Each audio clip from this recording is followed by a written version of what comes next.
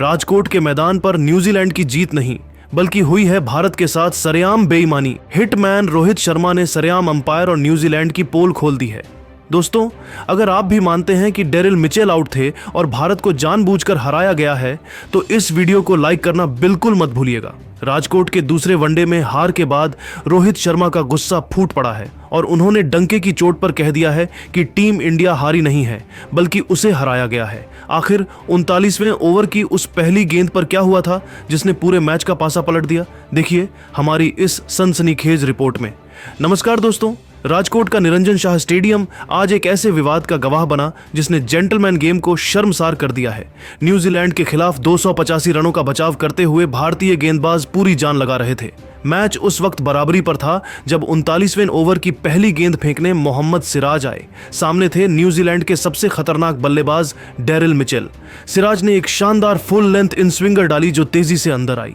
Mitchell का पैर ज्यादा बाहर नहीं निकला और गेंद सीधे उनके पैड पर जाकर टकराई। भारतीय खिलाड़ियों ने जोरदार अपील की लेकिन मैदानी अंपायर ने उसे नॉट आउट करार दिया। राजकोट के मैदान पर असली ड्रामा और सनसनीखेज मोड़ तो तब आया जब रिप्ले के दौरान स्टेडियम की विशाल डिजिटल स्क्रीन पर साफ तौर पर यह मंजर देखने को मिला कि मोहम्मद सिराज की वो इन स्विंगर गेंद पहले स्पष्ट रूप से डेरिल मिचेल के पैड पर टकराई थी और उसके बाद उनके बल्ले का अंदरूनी किनारा लगा था। अगर उस नाजुक मोड़ पर अंपायर ने तकनीकी बारीकियों को समझा होता और सही फैसला दिया होता तो न्यूजीलैंड के सबसे खतरनाक और सेट बल्लेबाज मिचेल पवेलियन की राह पकड़ चुके होते और यह मैच पूरी तरह से भारतीय टीम की मुट्ठी में होता। इसी विवादास्पद घटना ने भारतीय खेमे में आग लगा दी और मैच के बाद प्रेस कॉन्फ्रेंस में पूर्व कप्तान रोहित शर्मा ने अपना आपा पूरी तरह से खो दिया। उन्होंने बेहद तल्ख और गुस्से भरे लहजे में दहाड़ते हुए कहा, आज राजकोट की इस पावन धरती पर जो कुछ भी हुआ उसे किसी भी सूरत में क्रिकेट नहीं कहा जा सकता। यह तो करोड़ों भारतीय प्रशंसकों और हमारी टीम के साथ सरेआम की गई बेईमानी है। बड़ी स्क्रीन पर पूरी दुनिया ने अपनी नग्न आंखों से देखा कि गेंद ने पहले पैड को छुआ था और मिचेल का बल्ला तो बहुत देर के बाद हरकत में आया था। अगर आज अंपायर्स ने दबाव में आए बिना अपना काम पूरी ईमानदारी और निष्पक्षता से किया होता तो न्यूजीलैंड के दोनों सेट बल्लेबाज इस वक्त डगआउट में सिर झुकाए बैठे होते और हम बड़ी ही शान से इस सीरीज को अपने नाम कर चुके होते। यह बहुत ही दुर्भाग्यपूर्ण है कि अंपायर्स कॉल जैसे तकनीकी नियमों की आड़ लेकर आज भारत के हाथों से जीत को लूटा गया है। रोहित शर्मा का गुस्सा यहीं पर शांत नहीं हुआ। उन्होंने न केवल अंपायरिंग के स्तर पर सवाल उठाए बल्कि हार की गहरी परतों को खोलते हुए हेड कोच गौतम गंभीर और मौजूदा टीम मैनेजमेंट को भी जमकर आड़े हाथों लिया। रोहित ने भारी आवाज में अपनी नाराजगी व्यक्त करते हुए कहा, हमें सिर्फ अंपायर को दोष देकर अपनी कमियों को छिपाना नहीं चाहिए।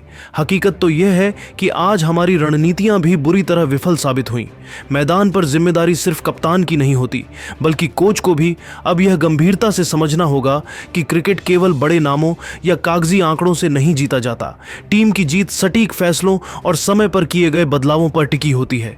रोहित ने गेंदबाजी यूनिट पर प्रहार जारी रखते हुए आगे कहा कि जब मैदान पर डेरिल मिचेल और विल यंग की साझेदारी पनप रही थी तब हमारे पास उन्हें रोकने के लिए कोई प्रभावी प्लान बी या कोई बैकअप रणनीति तैयार ही नहीं थी।